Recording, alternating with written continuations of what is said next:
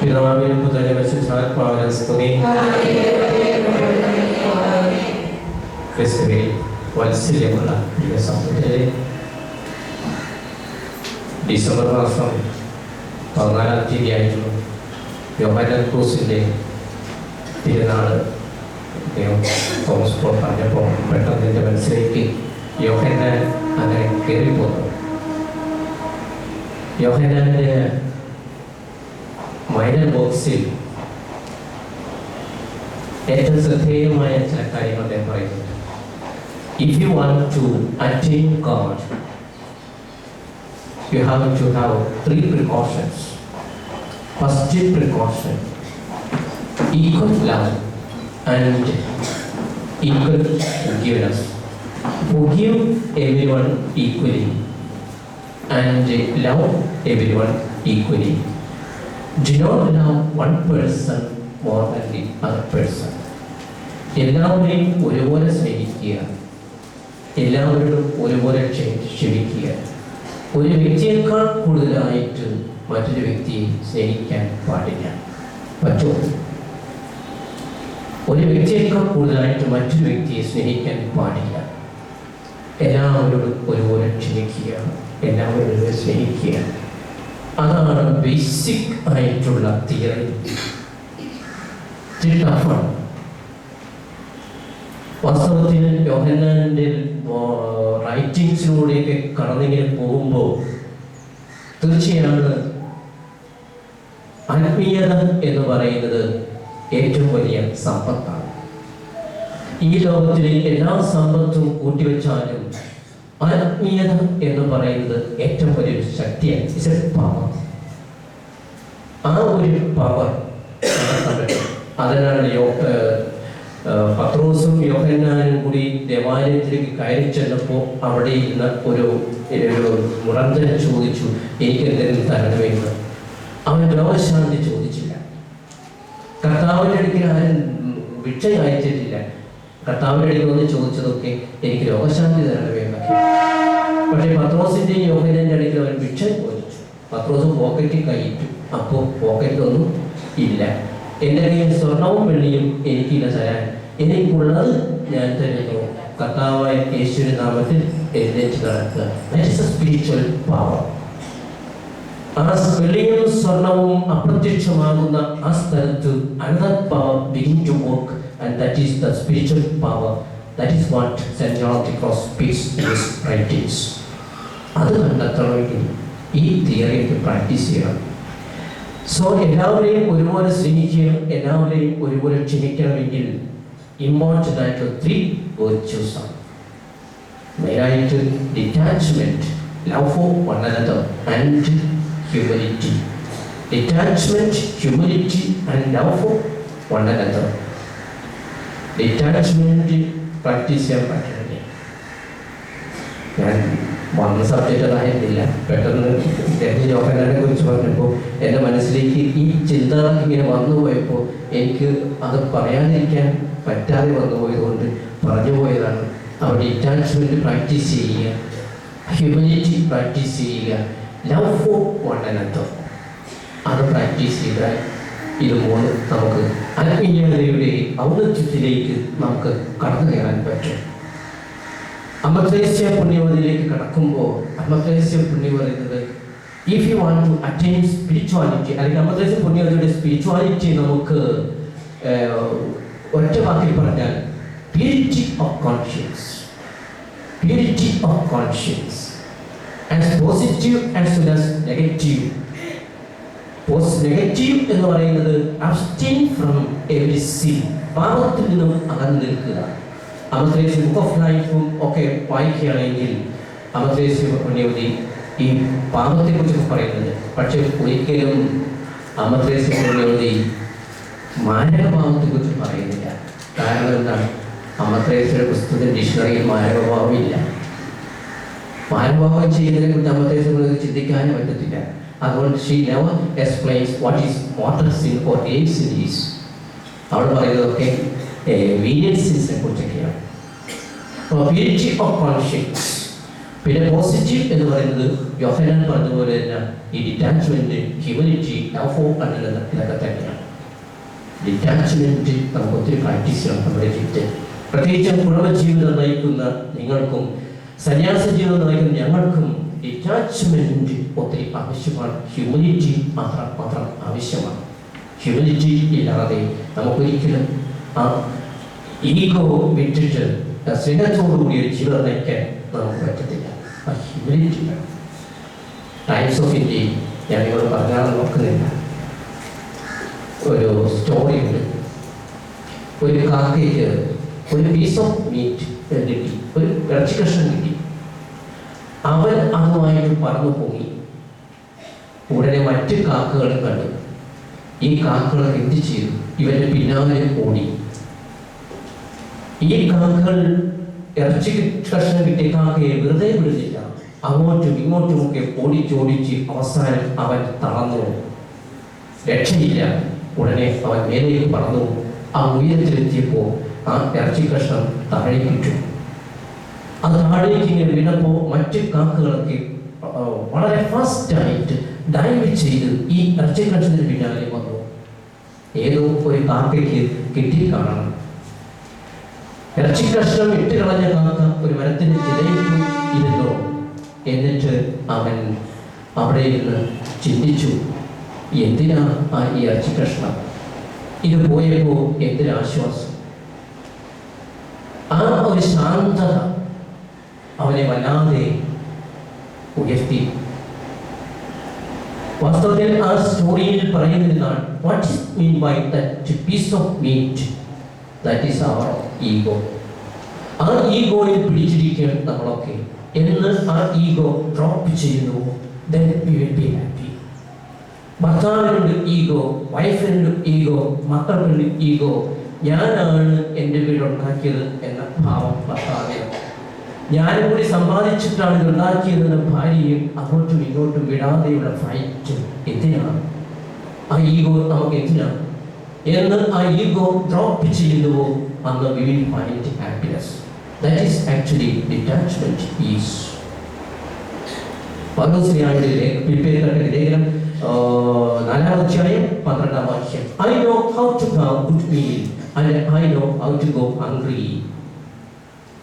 നല്ല ഭക്ഷണം തന്നാൽ ഞാൻ കഴിക്കും, ഒന്നുമില്ലെങ്കിലോ ഞാൻ പട്ടിണി കിടക്കും. ഈ നല്ല ഭക്ഷണം കഴിച്ചപ്പോഴും ഞാൻ സന്തോഷവാനാണ്, ഞാൻ പട്ടിണി കിടന്നപ്പോഴും സന്തോഷവാനാണ്.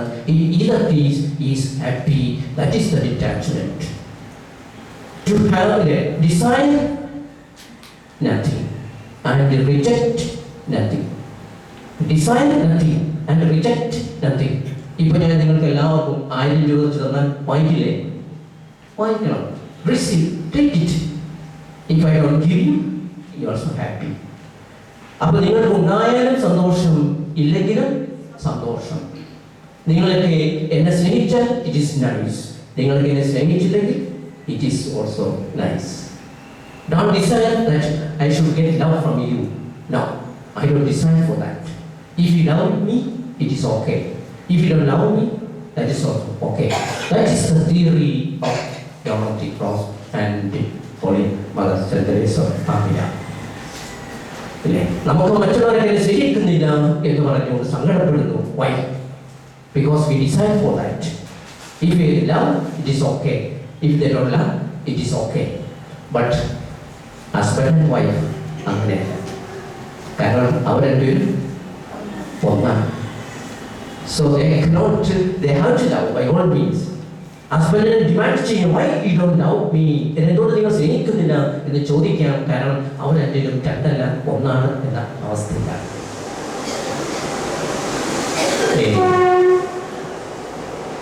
മാരിറ്റൽ ലൈഫിനെ കുറിച്ച് പറയുമ്പോൾ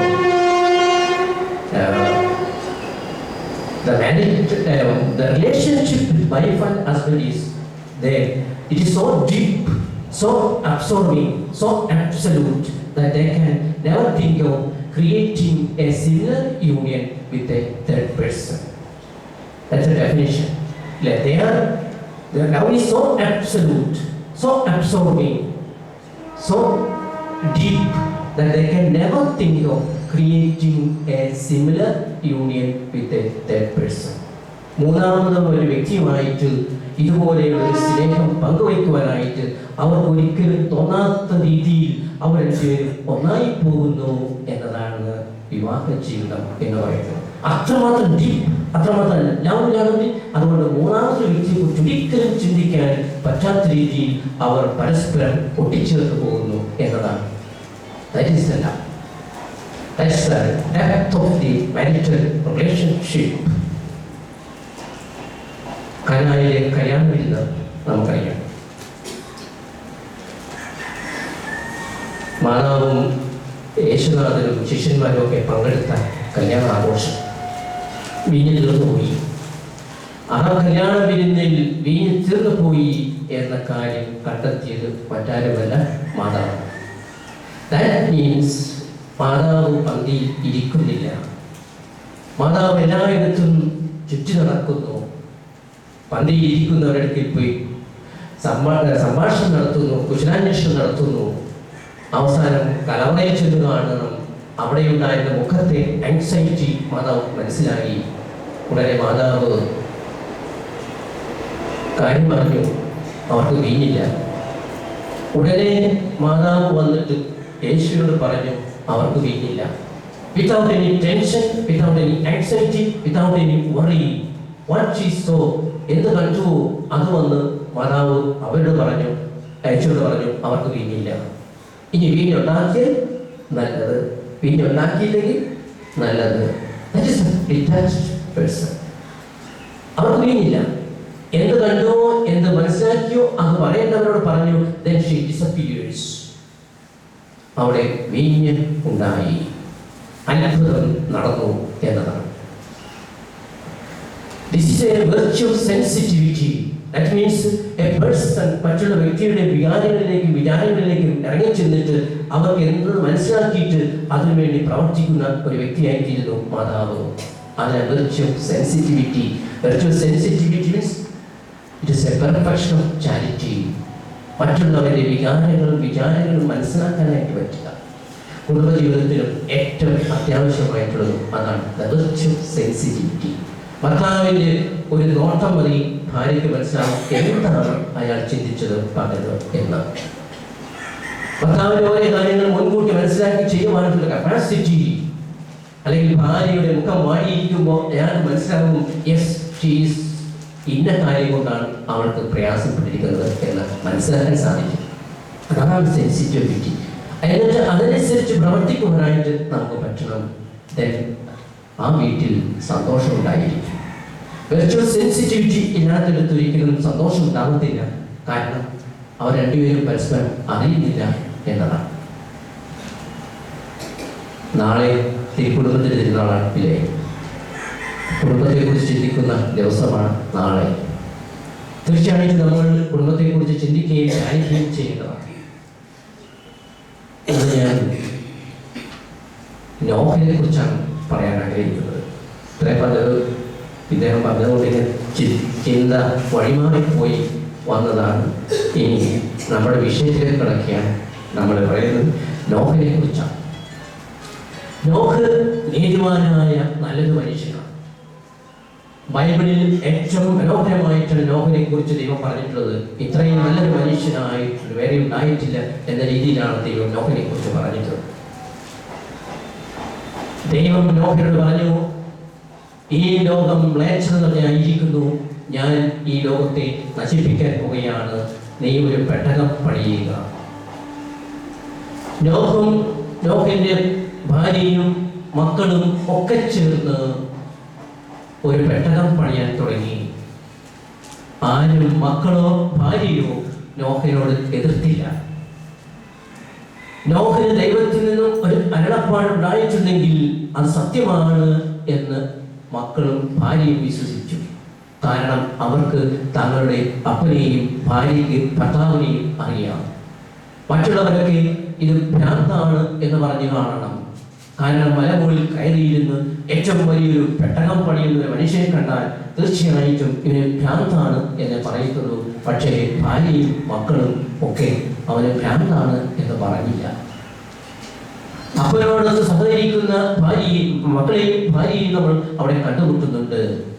ഒരു കുടുംബം എന്ന് പറയുമ്പോൾ ഇതാണ്. ഭർത്താവിനോടൊപ്പം ഭാര്യയും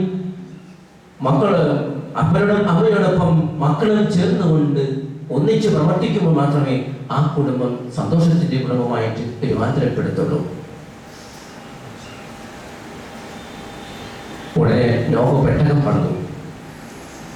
ആ പെട്ടകത്തിൽ എല്ലാത്തിനെയും കയറ്റി അവർ ആ ജലപ്രളയത്തെ അതിജീവിച്ചു. വളരെ മനോഹരമായിട്ട് ആ ജലപ്രളയത്തെ അവർ അതിജീവിച്ചു. ഈ ലോകത്തിൽ ഒത്തിരി തിന്മകളുണ്ട്. ഈ തിന്മകളുടെ മധ്യത്തിലാണ് നമ്മളൊക്കെ ജീവിക്കുന്നത്. ഒരു കൊച്ചു പെട്ടകം പോലെയാണ് നമ്മുടെയൊക്കെ കുടുംബം എന്ന് പറയുന്നത്. ജലപ്രളയം എന്ന് പറയുന്നത് ഈ ലോകത്തിലെ തിന്മകളൊക്കെയാണ്. ഈ ലോകത്തിലെ തിന്മകളൊക്കെ അതിജീവിക്കണമെങ്കിൽ അപ്പനും അമ്മയും മക്കളുമൊക്കെ ഒന്നു ചേർന്ന് നോഹ പ്രാർത്ഥിച്ചതുപോലെ ദൈവത്തോട് പ്രാർത്ഥിച്ചുകൊണ്ട് ഒന്നിച്ച് യാത്ര ചെയ്യുമ്പോൾ ഈ ലോകത്തിൽ തിന്മകളെ അതിജീവിക്കുവാനായിട്ട് നമുക്കൊക്കെ പറ്റും. ഇല്ലായെങ്കിൽ ആ പ്രളയത്തിൽ നമ്മളൊക്കെ പൊങ്ങിപ്പോയി എന്ന് വരാം. കർത്താവ് പറഞ്ഞു, നിങ്ങൾ ഈ ലോകത്തിലായിരിക്കുക, എന്നാൽ ഈ ലോകത്തിൻ്റെതാകാൻ പാടില്ല. ഈ ലോകത്തിൽ നിന്നും അവരെ എടുക്കണമെന്നല്ല ഞാൻ പ്രാർത്ഥിക്കുക, നേരെ മറിച്ച് ദൈവമേ ഈ ലോകത്തിന്റെ തിന്മകളിൽ നിന്നും അവരെ കാത്തുകൊള്ളണമേ എന്നത്രേ ഞാൻ പ്രാർത്ഥിക്കുക. അപ്പൊ കർത്താവ് നമുക്ക് വേണ്ടി പ്രാർത്ഥിച്ചു, നമ്മുടെ ഓരോരുത്തർക്കും വേണ്ടി പ്രാർത്ഥിച്ചു, നമ്മുടെ കുടുംബത്തിന് വേണ്ടി പ്രാർത്ഥിച്ചു, നമ്മുടെ മക്കൾക്ക് വേണ്ടി ദൈവം പ്രാർത്ഥിച്ചു. എന്തിന്? ദൈവമേ പിതാവേ എല്ലാ തിന്മകളിൽ നിന്നും ഇവരെ കാത്തുകൊള്ളണമേ എന്ന്. എന്നാൽ ഇവിടെ നിന്ന് എടുക്കണമെന്നല്ല ഞാൻ പ്രാർത്ഥിക്കുക. അപ്പോൾ ഈ ലോകത്തിൽ ജീവിക്കണം. ഈ ലോകത്തിന് തിന്മകളുടെ മധ്യയായിരിക്കും നമ്മൾ. ഒത്തിരി തിന്മകളൊക്കെ നമ്മൾ കണ്ടുകൊണ്ടേയിരിക്കും. അതിലൊക്കെ വീണു പോകാതെ മുന്നോട്ട് പോകണമെങ്കിൽ അപ്പൻ നോഹയെ പോലെയും അമ്മ നോഹയുടെ ഭാര്യയെ പോലെയും മക്കളൊക്കെ നോഹയുടെ മക്കളെ പോലെയും ഒക്കെ ആയിത്തീരാനായിട്ട് ശ്രമിച്ചെങ്കിൽ മാത്രമേ അത് പറ്റത്തുള്ളൂ. പലപ്പോഴും നമുക്ക് പല തെറ്റുകളിലേക്കും വീണു പോകാറുണ്ട്.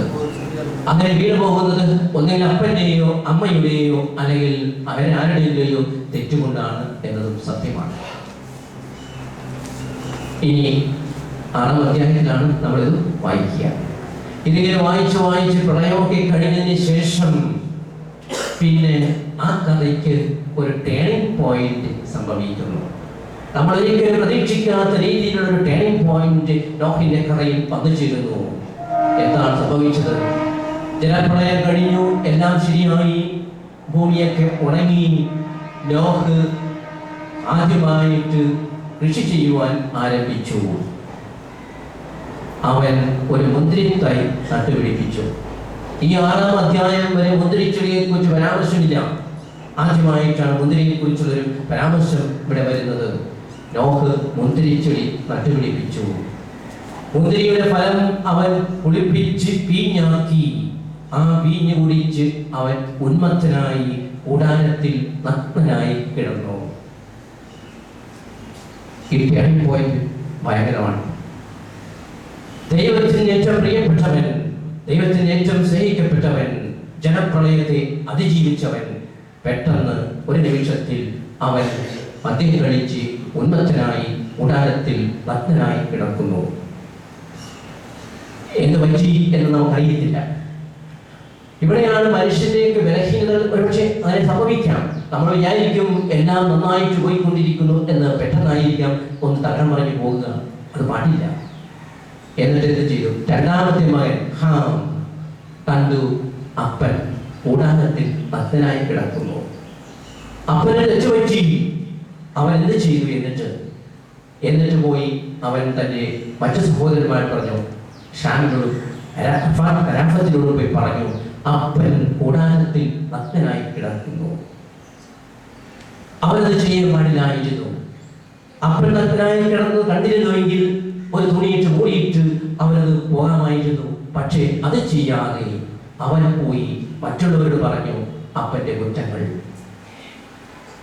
ഇവിടെയാണ് നമ്മൾ നമ്മുടെ കുടുംബത്തെ കുറിച്ച് ചിന്തിക്കേണ്ടത്. എന്തെങ്കിലുമൊക്കെ അപാകതകൾ നമ്മുടെ കുടുംബത്തിൽ വരാം. ചിലപ്പോൾ മകനായിരിക്കാം, മകൾക്കായിരിക്കാം, അപ്പനായിരിക്കാം, അമ്മയ്ക്കായിരിക്കാം. ആര് മനസ്സിലാക്കുന്നുവോ അത് അപ്പോൾ തന്നെ സെറ്റ് ചെയ്യാൻ അവർ പറ്റണം. അത് മറ്റൊരു വ്യക്തിയോട് പറഞ്ഞ്, മറ്റൊരു വേറൊരു വ്യക്തിയോട് പറഞ്ഞ് അതിന് പൊടിപ്പും തൊങ്ങലും വെച്ച് അത് വലുതാക്കി കൊണ്ടുപോകാതിരിക്കാൻ നമ്മൾ ശ്രദ്ധിക്കേണ്ടതാണ്. ഒരിക്കലും 100% പെർഫെക്റ്റ് ആയിട്ടൊരു കുടുംബജീവിതം നമുക്ക് ഒരിക്കലും പ്രതീക്ഷിക്കാൻ പറ്റത്തില്ല. അത് ഒറ്റ കുടുംബത്തിലേ ഉണ്ടായിട്ടുള്ളൂ, അത് തിരുക്കുടുംബത്തിൽ മാത്രം. കാരണം ദൈവത്തിന്റെ പുത്രൻ ജനിച്ച ആ കുടുംബം പരിശുദ്ധിയുടെ നിറകുടമായിരുന്നു എങ്കിൽ നമ്മുടെയൊക്കെ കുടുംബത്തിൽ എന്തെങ്കിലുമൊക്കെ അപാകതകളും കുറവുകളും കുറ്റങ്ങളൊക്കെ ഉണ്ടാകും. ഡെഫിനറ്റാണ്. ആ കുറ്റങ്ങളും കുറവുകളും ഒക്കെ അപ്പോൾ പറഞ്ഞ് നികത്തി മുന്നോട്ട് പോകാൻ നമുക്ക് പറ്റേണ്ടതാണ്. പക്ഷേ നോഹയുടെ രണ്ടാമത്തെ മകന് ഹാമിന് അത് പറ്റിയില്ല. ഈ മറ്റു 2 സഹോദരന്മാർ എന്ത് ചെയ്തു? ഇത് കേട്ടപ്പോ അവർ രണ്ടുപേരും ഒരു തുണി എടുത്തു കൊണ്ടുവന്ന് രണ്ടുപേരും അപ്പുറത്തും ഇപ്പുറത്തും നിന്ന് പിതാവിന്റെ നഗ്നത കാണാൻ ആഗ്രഹിക്കാതെ അവർ പിന്നോട്ട് നടന്ന് ആ അപ്പന്റെ നഗ്നത അവർ മറച്ചു. അതാണ് മറ്റൊരു ചെയ്തത്. അപ്പൊ പിതാവിന്റെ നഗ്നത കാണുവാൻ ഇഷ്ടപ്പെടാതെ അല്ലെങ്കിൽ അത് ചെയ്യുന്നത് തെറ്റാണ് എന്ന് മനസ്സിലാക്കിക്കൊണ്ട് ഒരു തുണി കൊണ്ടുവന്നിട്ട് അവർ പിന്നോക്കം നടന്ന് ആ നഗ്നത മറച്ചു എന്ന് ബൈബിളിൽ നമ്മൾ വായിക്കും. നോഹ ഉറക്കത്തിൽ നിന്നും ഉണർന്നു. അവൻ അറിഞ്ഞു സംഭവങ്ങളൊക്കെ തെറ്റായി പോയി എന്ന് നോഹ മനസ്സിലായി. ഞാൻ ചെയ്യാൻ പാടില്ലാത്തത് ചെയ്തു പോയി, ശരിയാണ്. പക്ഷേ രണ്ടാമത്തെ മകൻ ചോദിച്ചു, എന്തിനാണ് നീ ഞാൻ നഗ്നനായി കിടന്നു എന്ന് നിന്റെ ചാട്ടന്മാരോട് പറഞ്ഞത്?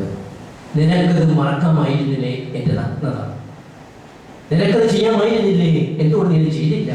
മകനോട് ചോദിച്ചു. എന്നിട്ട് മകന് ശിക്ഷ കൊടുത്തു. നീയും നിന്റെ സന്തതി പരമ്പരകളും നിന്റെ 2 സഹോദരന്മാർക്കും ദാസ്യവേല ചെയ്യുന്ന ഒരു സമൂഹമായിട്ട് വളർന്നു വരട്ടെ എന്ന്. ഒരു ശിക്ഷ. ഒരുപക്ഷെ നോഹയുടെ ജീവിതത്തിൽ ആദ്യമായിട്ടായിരിക്കണം 2 പുത്രന്മാർക്ക് ഒരു ശിക്ഷ കൊടുത്തത്, ഒരു പുത്രന് ശിക്ഷ കൊടുത്തത്.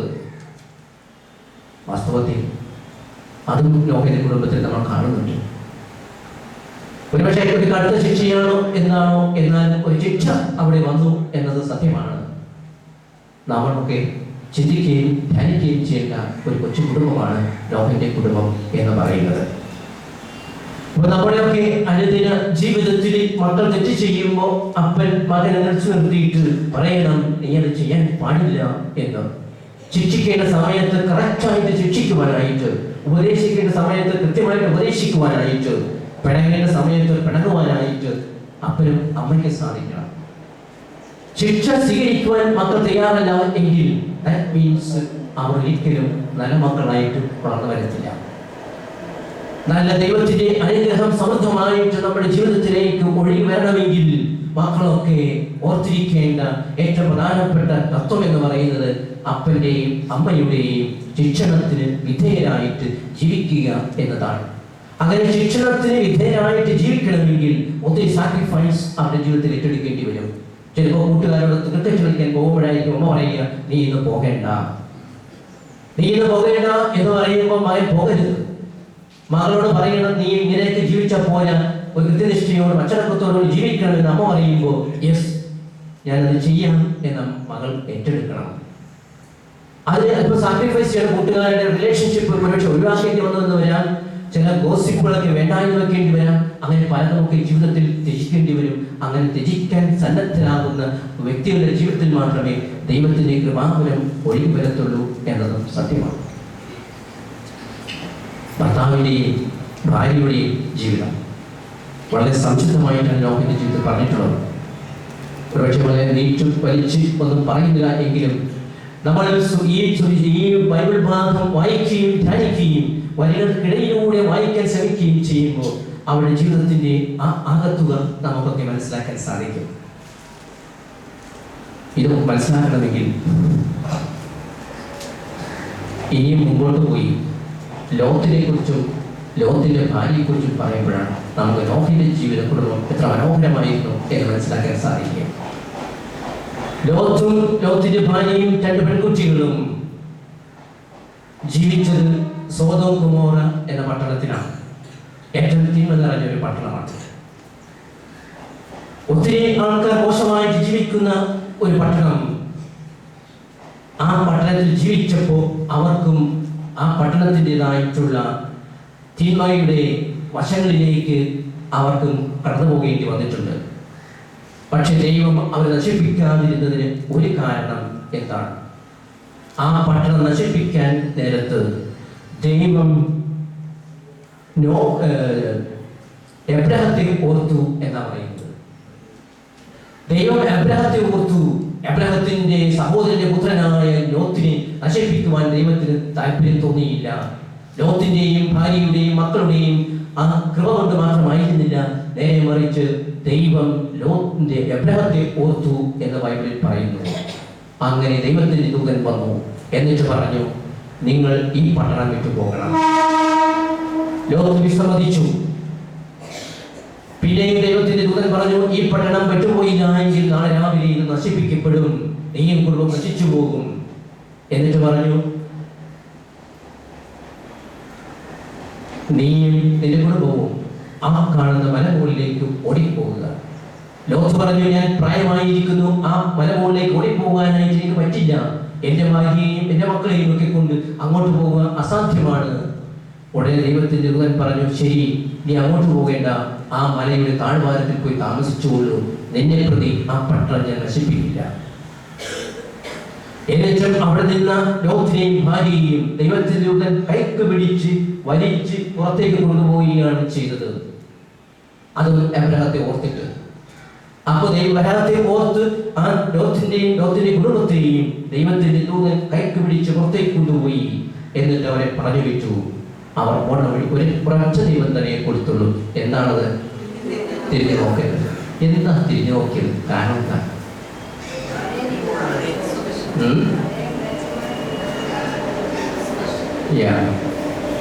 പല വ്യാഖ്യാനങ്ങളുണ്ടാവാം. പക്ഷെ സ്ത്രീകൾക്ക് ഭയങ്കര കൗതുകമാണ്, എന്താണ് പുറകെ നടക്കണമെന്ന് കാണണ്ടേ, അല്ലേ? സ്ത്രീകൾക്ക് കൗതുകം കൂടുതലാണ് പറയുന്നത്. എനിക്കറിയില്ല, കൗതുകം കൂടുതലാണോ? Curiosity for women. അല്ലെങ്കിൽ ദൈവത്തിന് ഇത് നമ്മളെ പറ്റിക്കുകയാണോ, അത് നശിപ്പിക്കാൻ പോയെന്ന് പറഞ്ഞിട്ട് നശിപ്പിക്കാതിരുന്നാലും അതുമല്ല. എനിക്ക് ഏറ്റവും ഇഷ്ടപ്പെട്ട എക്സ്പ്ലനേഷൻ പോകുന്നത്, ആ പട്ടണം തിന്മ നിറഞ്ഞതാണ്. മനുഷ്യൻ എപ്പോഴും തിന്മയിലേക്കാണ് അവന്റെ മനസ്സ് ചാഞ്ഞിരിക്കുന്നത്. ബൈബിളിൽ പറയുന്നു, മനുഷ്യന്റെ മനസ്സ് എപ്പോഴും തിന്മയിലേക്ക് ചാഞ്ഞിരിക്കുന്നു. ആ തിന്മയിലേക്ക് വീണ്ടും വീണ്ടും പോകുവാനായിട്ടുള്ള മനുഷ്യ മനസ്സിന്റെ ഉത്കടമായ ഒരു ആഗ്രഹമാണ് ആ തിരിഞ്ഞു നോട്ടം എന്ന് പറയുക. മനുഷ്യ മനസ്സിന്റെ ഉത്കടമായ ഒരു ആഗ്രഹം തിരിഞ്ഞു നോക്കണം, വീണ്ടും വീണ്ടും ചെയ്യണം. ഇപ്പൊ ഒരു ഗ്ലാസ് മദ്യം കഴിച്ചാൽ പിറ്റേ ദിവസം നാളെ ഓർക്കുമോ? വേണ്ടാന്നൊക്കെ തീരുമാനിച്ചെങ്കിലും പിന്നെയും ഓർക്കുമോ? ദിവസം കഴിച്ചേക്കാം. അല്ലെങ്കിൽ എന്തെങ്കിലും തെറ്റിലേക്ക് വീണ് പോയിട്ടുണ്ടെങ്കിൽ പിന്നെയും നമ്മൾ ആഗ്രഹിക്കും ആ തിന്മ വീണ്ടും വീണ്ടും ചെയ്യാനായിട്ട്. കാരണം മനുഷ്യ മനസ്സ് തിന്മയിലേക്ക് ചാഞ്ഞിരിക്കുന്നു. ആ തിന്മയിലേക്കുള്ള ചായ്വാണ് ലോത്തിന്റെ ഭാര്യ പിന്നോക്കം തിരിഞ്ഞു നോക്കാനായിട്ട് ഇടയായത്. അവൾ ഉപ്പുതുണായി പോയി. അവൾ നോഹിന്റെ കുടുംബം അല്പം തെറ്റുകളൊക്കെ വന്നിട്ടുണ്ട് എങ്കിലും അവരൊക്കെ പരിശുദ്ധമായിട്ട് പോയി എങ്കിൽ ഇവിടെ തിന്മയിലേക്ക് പോകാനായിട്ടുള്ള കാരണം ആ തിന്മയിലേക്കുള്ള ചായ്വ് കൂടുതലായി അവരുടെ ഹൃദയത്തിൽ ഉണ്ടായിരുന്നു എന്നതാണ്. ഒരു അമ്മയുടെ അഭാവം ആ കുടുംബത്തിന് വലിയ ശാപവും വരുത്തി വെച്ചു. ഒരു കുടുംബത്തിൽ ഒരു അമ്മയുടെ സാന്നിധ്യം എന്താണ് എന്നും ആർക്കാണ് മക്കളെ ശരിക്കും വളർത്താൻ പറ്റുക എന്നുമൊക്കെ നമുക്ക് മനസ്സിലാക്കാൻ സാധിക്കുക ലോത്തിന്റെ ഈ ഫാമിലിയെ കുറിച്ച് അവർ ചിന്തിക്കുമ്പോഴാണ്. പിന്നെ വരുന്ന ഭാഗങ്ങൾ അത്ര നല്ലതല്ല. ഇല്ലേ, നീ വായിച്ചിട്ടുണ്ട്. ലോത്തിന്റെയും 2 പെൺകുട്ടികൾ ലോത്തിന് മദ്യം കൊടുത്തു ഉന്മത്തനാക്കി ആ ലോത്തിനുമായിട്ട് ശാരീരിക ബന്ധം പുലർത്തുന്നത് നമ്മൾ വായിക്കുന്നു. എന്റെ ഇങ്ങനെ പറ്റിപ്പോയി, എന്തുകൊണ്ട് ഈ കുടുംബത്തിൽ ഇത്ര വലിയ തിന്മ കടന്നു വന്നു? മറ്റൊന്നുമല്ല, ആ ഭാര്യയുടെ അഭാവം, അമ്മയുടെ അസാന്നിധ്യം വലുതാണ്. ചിലപ്പോൾ നമുക്ക് കാണാറില്ലേ, 2 മക്കളൊക്കെ ആയി കഴിയുമ്പോൾ ഭാര്യ മരിച്ചുപോയി, അപ്പൻ ഒത്തിരി കഷ്ടപ്പെടേണ്ടി വരും. അപ്പ മരിച്ചു പോയാലോ ഭർത്താവ് മരിച്ചു പോയാലോ വളരെ കൂളായിട്ട് വളരെ ഈസി ആയിട്ട് ആ ഭാര്യ മക്കളെ വളർത്തും. ഡെഫിനറ്റാണ്. അവൻ ഒത്തിരി കണ്ടിട്ടുണ്ട് ഞാൻ. ഭാര്യ ഒരു കുഴപ്പമില്ലാതെ 2 മക്കളെയും 3 മക്കളെയൊക്കെ വളർത്തി നല്ല നില എത്തിക്കും. വേറെ കല്യാണം കഴിക്കുകയില്ല. ഭർത്താവാണെങ്കിലോ ഈ മക്കളൊക്കെ ആരുമില്ലല്ലോ എന്ന് വിചാരിച്ച് വേറെ കല്യാണങ്ങൾ കഴിച്ച് കുരു എന്ന പോലെ വളരെ മോശമായിട്ട് പോയി എന്ന് വരാം. അപ്പോൾ അമ്മയുടെ സാന്നിധ്യം എന്ന് പറയുന്നത് ഏറ്റവും വലുതാണ്. ആ സാന്നിധ്യം, അത് മഹത്വം മനസ്സിലാക്കണം നമ്മൾ. അമ്മയുടെ ആ മഹത്വവും അമ്മയുടെ സ്ഥാനമൊക്കെ എല്ലാ ഭാര്യമാരും അമ്മമാരും ഒക്കെ മനസ്സിലാക്കേണ്ടതാണ്. മക്കളെ വളർത്താനായിട്ടുള്ള സകല ഉത്തരവാദിത്വവും അമ്മയ്ക്കാണ്. കഴിഞ്ഞ 2 ആഴ്ചക്ക് മുമ്പ്, 1 മാസം മുമ്പാണ് തോന്നുന്നു, നമ്മുടെ ഒരു കേരളത്തിലൊരു എഴുത്തുകാരന് കേന്ദ്ര സാഹിത്യ അക്കാദമി അവാർഡ് കിട്ടി. ആരാണെന്നറിയാമോ?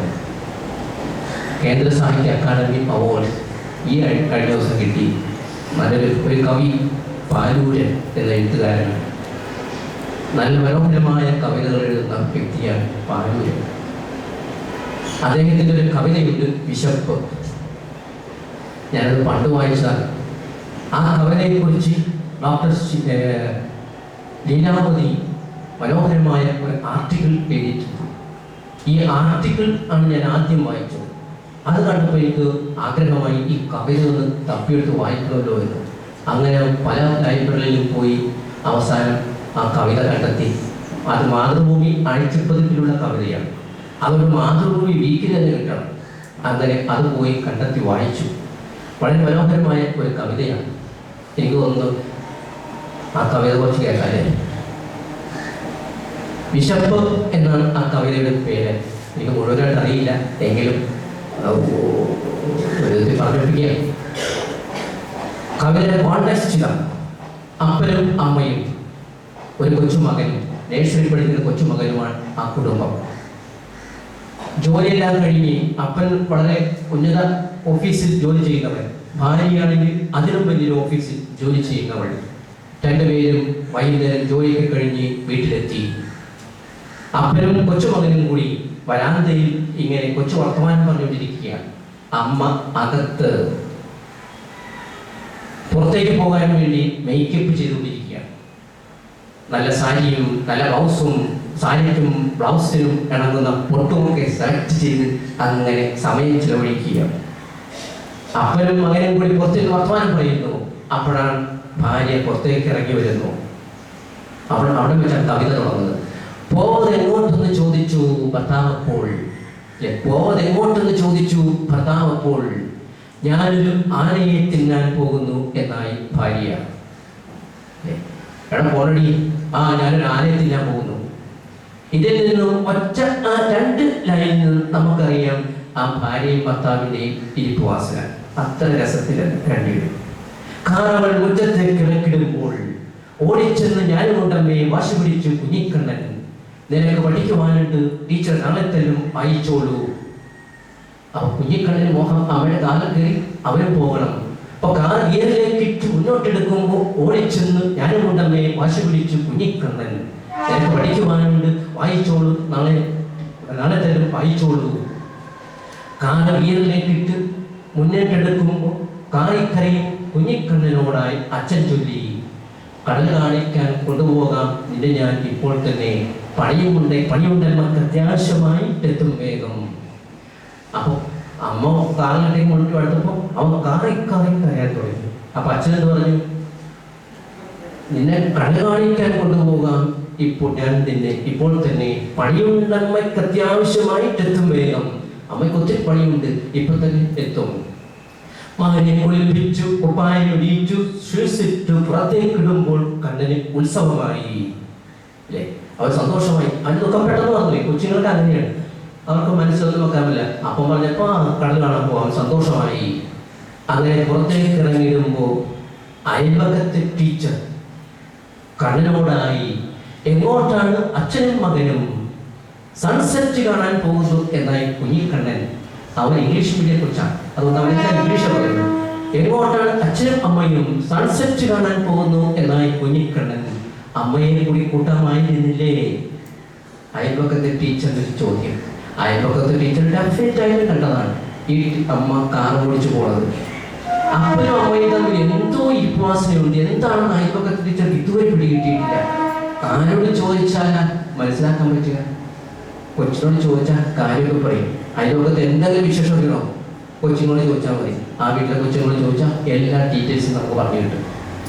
അപ്പോ സൺസെറ്റ് കാണാൻ പോകുന്നു എന്നായി കുഞ്ഞിക്കണ്ണൻ പുറത്തേക്ക് ഇറങ്ങിയിടുമ്പോൾ കുഞ്ഞിക്കണ്ണൻ അച്ഛനോടായി, ശരിയാണോ അച്ഛ, അമ്മയ്ക്ക് ശരിക്കും എലിഫന്റിനെ തിന്നാനാവുമോ? അപ്പൊ അപ്പം പറഞ്ഞില്ലേ, ഞാനൊരു ആനയെ തിന്നാൻ പോകുന്നു എന്നായി. അപ്പൊ അവൻ ചോദിക്കും, ശരിയാണോ അച്ഛ, അമ്മയ്ക്ക് ശരിക്കും എലിഫന്റിനെ തിന്നാനാവുമോ? എന്തുത്തരവാ കൊടുക്കേണ്ടേ? അപ്പനും അമ്മയെ കൂടി ഇങ്ങനെ വഴക്ക് കൂടുമ്പോൾ അവരെ വിചാരിക്കണം എന്താണ്, മക്കളൊന്നും കേൾക്കുന്നില്ല എന്നാണ്. അവരെല്ലാം കേൾക്കുന്നുണ്ട്. അപ്പം പറയുന്ന വാക്കും അമ്മ പറയുന്ന വാക്കും ഒക്കെ അവർ ശരിക്കും കേൾക്കുന്നുണ്ട്. ഒരെണ്ണം പോലും പോകുന്നില്ല. എന്തു പറയണം എന്നറിയാതെ അച്ഛൻ പറഞ്ഞു, നമ്മൾ ആനയേക്കാൾ വലുതാകുമ്പോൾ നമുക്ക് ആനയെ തിന്നാം. ആ പറഞ്ഞതിന്റെ അർത്ഥം അവരെ കിട്ടിയില്ല, അച്ഛന് മനസ്സിലായില്ല. കടപ്പുറത്തെത്തി കുഞ്ഞിക്കണ്ണൻ മണ്ണുകൊണ്ട് ആനയുണ്ടാക്കി കയ്യിൽ വടിയുമായി പാപ്പാനായി അവരെ തന്നെ. ഒരുപക്ഷെ അച്ഛന് മരിക്കാൻ പറ്റാത്ത ആനയെ എനിക്കെങ്കിലും മരിക്കാൻ പറ്റൂ എന്ന് വിചാരിച്ചിട്ടായിരിക്കും അവരെ ആനയുണ്ടാക്കി. ഒടുവിൽ ഒരു തിരമാല വന്ന് ഇത് മായ്ച്ചു കളഞ്ഞു. പക്ഷെ നീണ്ട കവലയാണ്, ബോറടിക്കുന്നില്ലല്ലേ? അപ്പോ അതിനുശേഷം കുഞ്ഞിക്കണ്ണൻ തിരമാല വന്ന് ഈ ആനയെ കളഞ്ഞപ്പോൾ അവന് സങ്കടമായി. എഴുന്നേറ്റ് അവൻ പറഞ്ഞു, നമുക്ക് വീട്ടിലേക്ക് പോകാം. ഓട്ടോറിക്ഷയിൽ കയറി യാത്ര ചെയ്യുമ്പോൾ കുഞ്ഞിക്കണ്ണൻ അച്ഛനോടായി, നമുക്ക് ചായക്കടയിൽ കയറി മസാല ദോശ തിന്നാം. മസാല ദോശ ആഗ്രഹമായി. ചായക്കടയിൽ അല്ലേ മസാല ദോശ രസിച്ച് തിന്നിടുമ്പോൾ കുഞ്ഞിക്കണ്ണൻ അച്ഛനോടായി ചൊല്ലി, നമുക്കൊരെണ്ണം അമ്മയ്ക്കും വാങ്ങിക്കൊണ്ടു പോകാം. ഒരെണ്ണം പാഴ്സലായിട്ട് അത് വാങ്ങി പോയി. അമ്മയെയും കാത്തുകാത്തിരുന്ന് വൈകുന്നേരം 11 ആയി. 11 മണിയായിട്ട് അമ്മയെത്തിയില്ല. കുഞ്ഞിക്കണ്ണൻ ഉറങ്ങിപ്പോയി. പോർച്ചിൽ കാറിന്റെ മുരൾച്ച കേട്ട് അച്ഛൻ വാതിൽ തുറന്നു. അമ്മ അകത്തേക്ക് കയറി. നിന്നെയും കാത്തുകാത്തിരുന്ന് കുഞ്ഞിക്കണ്ണൻ ഉറങ്ങിപ്പോയി. കാത്തുകാത്തിരുന്നുണ്ടായവനല്ലേ അവനോട് ഇങ്ങനെ ചെയ്യാമോ? എനിക്ക് വിശപ്പ്, നിനക്കായി കണ്ണൻ വാങ്ങിക്കൊണ്ടുവന്ന ദോശ വിശപ്പുറത്തിരിപ്പുണ്ട്, ഒന്നാമത്തെ ദോശയാണ്, അതല്പം കഴിച്ചു കിടന്നോളൂ. ഉടനെ ഭാര്യയുടെ മറുപടി, എനിക്ക് വിശപ്പില്ല. കവിതയുടെ ടൈറ്റിലും അതാണ്, എനിക്ക് വിശപ്പില്ല. കവിതയൊക്കെ ശരിക്കും വായിക്കുകയും ചിന്തിക്കുകയും ചെയ്താൽ വളരെ പ്രോബ്ലം പിടിച്ച മറുപടിയാണ് അത്, എനിക്ക് വിശപ്പില്ല എന്ന് പറയുന്നത്. ലീലാവതി പറയുന്നത് ഒറ്റ വാക്കിൽ പറയുക, ഈ വിശപ്പില്ല എന്ന് അവൾ പറയുമ്പോൾ എന്തൊക്കെ വിശപ്പ് മാറ്റിയിട്ടാണ് അവൾ വന്നത് എന്ന് വടികൾക്കിടയിലൂടെ വായിച്ചാൽ നമുക്ക് മനസ്സിലാക്കാൻ സാധിക്കും എന്നാണ്. എന്തൊക്കെ വിശപ്പ് മാറ്റിയിട്ടാണ് അവൾ വന്നത് എന്ന് മനസ്സിലാക്കാൻ സാധിക്കും. അവൾ കിടന്നുറങ്ങി. വേലക്കാരി വന്ന് മണിയടിച്ചോളം അവൾ കിടന്നുറങ്ങി.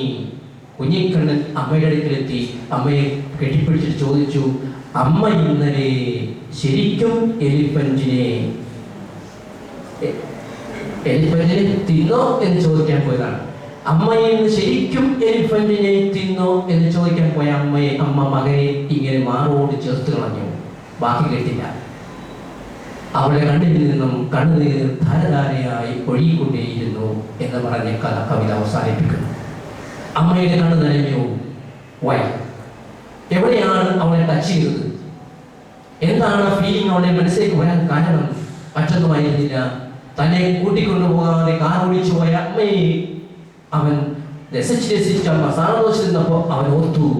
അവൻ ഒരു പാക്കറ്റുമായിട്ട് അവൻ അവിടെ വന്നു. അമ്മ അവനെ കൊണ്ടുപോയില്ലായെങ്കിലും അവൻ മറന്നില്ലല്ലോ എന്ന ആ ചിന്ത അവളുടെ മനസ്സിനെ മാറ്റിമറിച്ചു. കണ്ണിൽ നിന്നും കണ്ണുനീർ ധാരധാരയായി വന്നുകൊണ്ടേയിരുന്നു എന്ന് പറഞ്ഞ് കവിത അവസാനിപ്പിക്കുന്നു. ഇതാണ് ആ കൊച്ചു കണ്ണന്റെ ആ സെൻസിറ്റിവിറ്റി അമ്മയെ മാറ്റി എന്നതാണ്. ലീലാവതി ഒത്തിരി വരെയും അനേകത്തെ പറഞ്ഞു വയ്ക്കുന്നുണ്ട്. അമ്മയും അപ്പനും എന്നൊക്കെ പറയുന്നത് ഏറ്റവും വലിയ ഒരു ബന്ധമാണ്. അപ്പൊ അമ്മയും ഭാര്യയും എന്ന് പറയുന്നത് ഏറ്റവും വലിയ ബന്ധമാണ്. ഒരു ഭാര്യ ഗർഭവതി ആകുന്നു എന്ന് പറയുമ്പോൾ അവൾ ഒരു വിധത്തിൽ ഒരു വേറൊരു ലോകത്തിലേക്ക് കടന്നു പോകുന്നവളാണ്. ഒരിക്കലും പൊട്ടിക്കാൻ പറ്റാത്ത ആഴമായ ഒരു ബന്ധത്തിലേക്കാണ് അവൾ കടന്നു പോകുന്നത്. അർദ്ധനാരീശ്വര ചേതനയാണ് അവൾ പറയുന്ന വാക്കുകൾ. അർദ്ധനാരീശ്വര ചേതനയാണ് ഒരമ്മയെ ഒരു ഭാര്യയെ അമ്മയാക്കി മാറ്റുന്നത്. അച്ഛൻ ഭർത്താവിൻ്റെയും ഭാര്യയുടെയും ആ ബന്ധത്തിലൂടെ അവർക്കൊരു കുഞ്ഞ് ജനിക്കുക എന്ന് പറയുമ്പോൾ അത് ഏറ്റവും വലിയ മനോഹരമായ ഒരു സ്ഥാനമാണ്. നിങ്ങൾക്കൊക്കെ മക്കളെ വളർത്തുവാൻ താല്പര്യമില്ല എങ്കിൽ, നോക്കുവാൻ താല്പര്യമില്ല എങ്കിൽ, നിങ്ങൾക്ക് വേണമെങ്കിൽ അമ്മയാകാതിരിക്കാം, നിങ്ങൾക്ക് വേണമെങ്കിൽ അച്ഛനാകാതിരിക്കാം. പക്ഷേ അച്ഛനും അമ്മയുമാകാൻ തീരുമാനിക്കുന്നു എങ്കിൽ നിങ്ങൾക്ക് അവർക്ക് വേണ്ടി സമയം ചെലവഴിക്കുവാൻ സന്നദ്ധരായിരിക്കണം. ആ മക്കളുടെ വികാരങ്ങളും വിചാരങ്ങളും അറിയാനായിട്ട് സന്നദ്ധരായിരിക്കണം. ഇല്ല എങ്കിൽ അവർ കല്യാണം കഴിക്കാതിരിക്കട്ടെ എന്നാണ് ലീലാവതി എന്ന പ്രൊഫസർ പറയുന്നത്. ശരിയാണ്. ആ അർദ്ധനാരീശ്വര ചേതന എന്ന് പറയുന്നതാണ്. ഭാര്യയും ഭർത്താവും കൂടി ഒന്നാകുമ്പോൾ അവർ പുരുഷനുമല്ല സ്ത്രീയുമല്ലാത്തൊരവസ്ഥ. അവർ അർദ്ധനാരീശ്വരാണ്. ആ ബന്ധത്തിൽ നിന്നാണ് മക്കളുണ്ടാകുക. അത്രമാത്രം ഒട്ടിപ്പോയിരിക്കുകയാണ് അവർ. So deep, so absolute, so absorbing that they can never think of creating a similar union with a third person. അത്രമാത്രം ഒട്ടിപ്പോകുന്നു. അതാണ് അർദ്ധനാരീശ്വരൻ എന്ന് പറയുന്ന അവസ്ഥ എന്ന് പറയുന്നത്. ശരിയാണ്. നമുക്ക് നമ്മുടെ കുടുംബത്തെക്കുറിച്ച് ഒത്തിരി ചിന്തിക്കുകയും ധ്യാനിക്കുകയും ചെയ്യപ്പെടാം. ഈ തിരുക്കുടുംബത്തെക്കുറിച്ചൊക്കെ ചിന്തിക്കുമ്പോൾ വാസ്തവത്തിൽ നമുക്ക് പറയാനുള്ളത് ഇത് തന്നെയാണ്. മാതാവും യോസേപ്പിതാവും ഉണ്ണിയും ഒക്കെ വളരെ പരിശുദ്ധമായ ഒരു കുടുംബജീവിതത്തിലൂടെ ജീവിച്ചവർ. ആ ഒരു ജീവിതം നയിക്കുവാനായിട്ട് നമുക്ക് പറ്റേണ്ടതുമാണ്. ആ ഒരു സെൻസിറ്റിവിറ്റി നമുക്ക് ക്രിയേറ്റ് ചെയ്യാനായിട്ട് പറ്റണം. അപ്പോൾ നോഹിൻ്റെ കുടുംബവും ലോകത്തിൻ്റെ കുടുംബവും ഒക്കെ വെച്ച് കണക്ട് ചെയ്ത് നമ്മൾ ചിന്തിക്കുമ്പോൾ തീർച്ചയായും നമ്മളെ ആ കുടുംബത്തിൻ്റെ പരിശുദ്ധി എത്രമാത്രം വലുതാണ് എന്ന് നമുക്ക് മനസ്സിലാക്കാൻ സാധിക്കും. ഈ ലോകത്ത് വെച്ച് ഏറ്റവും സന്തോഷപ്രദമായ ഒരു ജീവിത ശൈലി ഉണ്ടെങ്കിൽ അതെന്താണ്? കുടുംബജീവിതമാണ്. സന്യാസ ജീവിതത്തേക്കാൾ മഹത്വമേറിയിട്ടുള്ളതാണ് കുടുംബജീവിതം. പക്ഷേ ഒരു പ്രോബ്ലം ഉണ്ട്. എവിടെയെങ്കിലും അല്പസ്വല്പം താഴപ്പുഴ പറ്റിപ്പോയാലുണ്ടല്ലോ ഇത്രമാത്രം ബുദ്ധിമുട്ടുള്ള ഒരു ജീവിതവും വേറെയില്ല. ഭാര്യയും ഭർത്താവും തമ്മിൽ സംസാരിക്കുന്നതിനായെങ്കിൽ, മക്കളുമൊക്കെ അപ്പനും അമ്മയ്ക്കുമൊക്കെ എതിരായിട്ട് നിൽക്കുകയാണ് എങ്കിൽ ആ കുടുംബജീവിതം എന്ന് പറയുന്നത് എന്താണ്? ഞങ്ങളൊരു കുടുംബജീവിതമാണ് ജീവിക്കുന്നത് ഇല്ലേ? ഈ ശാരീരിക 4 പേരുണ്ട്. 4 പേരും കൂടി ഒരു സുപ്പീരിയറിന്റെ കീഴിൽ സന്തോഷമായിട്ട് ജീവിക്കുന്നു. ഇപ്പൊ ഞങ്ങൾ നമ്മൾ ഇടി വീഴാൻ വഴക്കിട്ടാൻ ഒരു ഗുണമുണ്ട്. എന്താണ്? പ്രോത്സാഹനം എന്നിട്ട് പറയും, ഇവിടെ താൻ ഡൽഹിക്ക് പോകും, അയാളുടെ കേരളത്തിലോട്ട് പോകും, മറ്റാളുടെ ബീഹാറിലേക്ക് പോകും എന്ന് പറഞ്ഞാൽ പണി തീർന്ന് പിന്നെ വേറൊരു കമ്മ്യൂണിറ്റി ആയി. ഈസിയാണ്. നിങ്ങളങ്ങനെ ട്രാൻസ്ഫർ ചെയ്യാൻ പറ്റുമോ? ഭാര്യയ്ക്ക് ജപ്പാനിലോട്ടും ഭാര്യയും അമേരിക്കയിലോട്ടൊപ്പം പോകാൻ പറയാൻ പറ്റുമോ? ഇല്ല. You have to leave. അതുകൊണ്ടാണ് നിങ്ങളുടെ ജീവിതം എന്ന് പറയുന്നത് you are travellers. You are travellers. We are travellers. We are travellers. ഞാനിപ്പോൾ ഡൽഹി ഗോളിയോട്ടായിരുന്നു. ഗോളിയോറിൽ നിന്ന് മുംബൈക്ക് വന്നു. ഇനി മുംബൈയിൽ നിന്ന് എങ്ങാടായിരിക്കോ ആ ദൈവത്തിന് അറിഞ്ഞുള്ളൂ. അപ്പം ദൈവം കാണിച്ച സ്ഥലത്തേക്ക് യാത്ര ചെയ്തുകൊണ്ടിരിക്കുന്നവരാണ് സന്യസ്തരായ ഞങ്ങളൊക്കെ. ദൈവം പറയുന്ന സ്ഥലത്തേക്ക് യാത്ര ചെയ്തുകൊണ്ടിരിക്കുന്നവരാണ് ഞങ്ങളൊക്കെ. നിങ്ങളൊക്കെ ഡൊല്ലേഴ്സാണ്. ഇവിടെ നിന്ന് കേരളത്തിലോട്ട് മാറിപ്പോകണം തീരുമാനിച്ചാൽ നിങ്ങൾ എല്ലാവരും കൂടി പോകും ഇല്ലേ? അല്ലാതെ ഒരാളുടെ ഒത്തിരി പോവോ? ഇല്ല. അപ്പോൾ ഇന്ന് നമുക്ക് നമ്മുടെ കുടുംബത്തെക്കുറിച്ചാണ് ചിന്തിച്ചത്. നമുക്കൊരു നിമിഷം കണ്ണടച്ച് നമ്മുടെ എല്ലാവരുടെയും കുടുംബത്തെക്കുറിച്ച് നമുക്ക് ചിന്തിക്കാം. ഒരു കുടുംബത്തിൽ എത്ര പേരുണ്ട് അവരെല്ലാവരും ഓർക്കാം. ഭാര്യ, ഭർത്താവ്, മക്കളൊക്കെ, എൻ്റെ അപ്പൻ, എൻ്റെ അമ്മ, ഇവരെയൊക്കെ നമുക്ക് ഓർക്കാം. തിന്നു നിറഞ്ഞ ഒരു ലോകത്തിലാണ് നമ്മുടെ കുടുംബം. ഈ ലോകത്തിലായിരിക്കുക, എന്നാൽ ഈ ലോകത്തിൻ്റെതാകാൻ പാടില്ല. നമ്മുടെ കുടുംബത്തെ ഒരു തിന്മയും ഇല്ലാത്ത ലോകത്തിലേക്ക് ദൈവം കൊണ്ടുപോയില്ല. ഈ ലോകത്ത് തന്നെ നമ്മളായിരിക്കും. എന്നാൽ ഈ ലോകത്തായിരിക്കുക എന്ന് പറയുകയും അതിനുവേണ്ടി പിതാവിനോട് പ്രാർത്ഥിക്കുകയും ചെയ്തിട്ടുണ്ട് കർത്താവെങ്കിൽ അവിടെ നമ്മുടെ കുടുംബത്തിന് വേണ്ടി പ്രാർത്ഥിക്കും. അപ്പനും അമ്മയ്ക്കും മക്കൾക്കും വേണ്ടി പ്രാർത്ഥിക്കും. ആരെയും ദൈവം മാറ്റി നിർത്തില്ല. ദൈവത്തിൻ്റെ സ്നേഹം നമുക്ക് എല്ലാവർക്കും അറിയാം, അത്ര വലുതാണ് എന്ന്. തീർച്ചയാണ് അവർ നമ്മളെല്ലാവരെയും കാത്ത് സംരക്ഷിക്കും. മദ്യത്തിൻ്റെയും മയക്കുമരുന്നിൻ്റെയും മോശമായ കൂട്ടുകെട്ടിൻ്റെയും മറ്റും തിന്മകളൊക്കെ നമ്മളെ ഓരോരുത്തരെയും വേട്ടയാടിക്കൊണ്ടിരിക്കും. അതൊക്കെ വരുമ്പോൾ നമുക്ക് ഓർക്കാം, കർത്താവേ, ഞങ്ങൾ ഈ ലോകത്തിലാണ്, എന്നാൽ ഈ ലോകത്തിൽ തിന്മയിൽ നിന്നും ഞങ്ങളെ മാറ്റി നിർത്തണമേ എന്ന്. അതിനാണല്ലോ അങ്ങ് പിതാവായ ദൈവത്തോട് പ്രാർത്ഥിച്ചത്. കർത്താവെ, ഒന്നുകൂടി പ്രാർത്ഥിച്ച് എൻ്റെ ഭർത്താവിൻ്റെ മദ്യപാനത്തെയും എൻ്റെ മക്കളുടെ മോശമായ ജീവിതത്തെയും എൻ്റെ മകളുടെ മറ്റും മോശമായ കൂട്ടുകെട്ടിനെയൊക്കെ മാറ്റി പരിശുദ്ധമാക്കി തരണമേ എന്ന് നമുക്ക് പ്രാർത്ഥിക്കാം.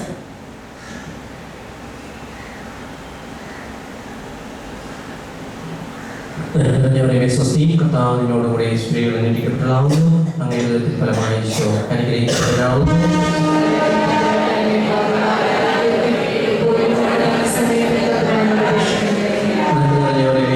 കർത്താവിനോടുകൂടെ സ്ത്രീകൾ അനുഗ്രഹിക്കപ്പെടാവുന്നു. അങ്ങയുടെ ഫലമായി ഈശോ അനുഗ്രഹിക്കപ്പെടാവുന്നു.